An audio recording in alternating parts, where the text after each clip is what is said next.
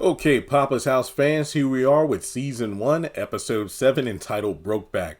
Now, in this particular episode, we have Papa suffering from severe back pain, and of course, him being from old school, he doesn't really trust doctors and doesn't want to visit one. And as a result, it gets to the point where, Junior is his attendee, if you will, stay at home, a mixture of a butler and a handler of someone in need of senior care.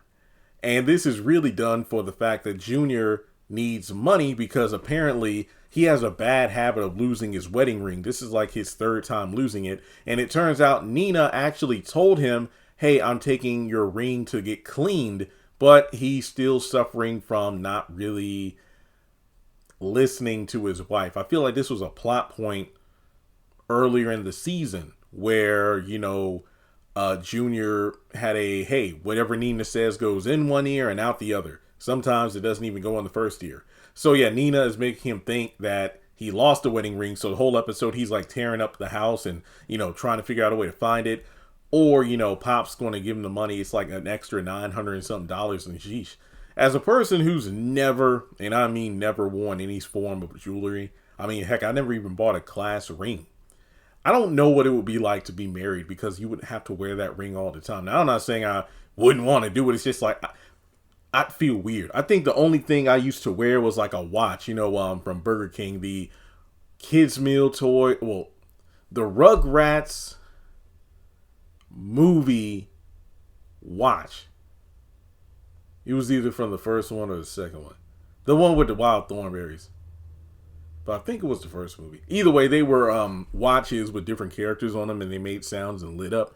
And I remember wearing them, wearing it to school for like a week, and then I remember not wearing it anymore, and it felt weird because it wasn't on my wrist. So I imagine the same thing could happen if I got accustomed to wearing a wedding ring, and then something happened to it.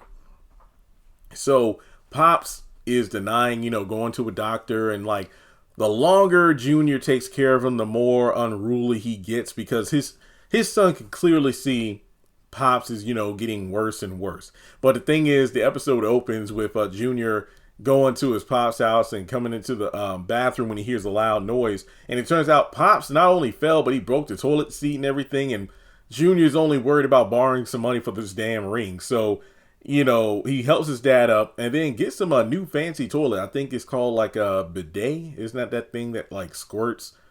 That way you don't have to wipe or something like that. And despite this, things get worse for Pops. Then, Dr. Ivy, she does the podcast with him. And we're continuing the trend of her being a bit touchy-feely. And I think the crazy part about this episode is that Pops was the one who was talking more about, I think, she's looking at me a certain way and whatnot. Whereas the doctor wasn't as, I guess you could say, touchy-feely in this episode. Because there was a scene that confused me where after Junior just decides to quit because his dad is too much, he's like, you know what? I'll either find the ring or tell my wife the truth. Dr. Ivy comes over and takes care of him. Now, I don't know if that was a dream sequence or not because that happens several times in this episode where Pops is, having a somewhat decent dream and then he wakes up. Or he's having a somewhat decent dream and then it turns to a nightmare and then he wakes up. The thing is, Nina actually talks to Dr. Reed about the whole ring situation and tells her about the fact that, Junior's going to have to learn a lesson.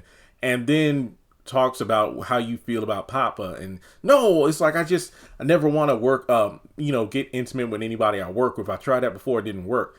And then it switches over to her actually overhearing Pops talking to Junior about it, and it's not that he doesn't like her, it's the fact that he's afraid of messing it up because there are so many things he regrets dealing with Catherine, his ex-wife.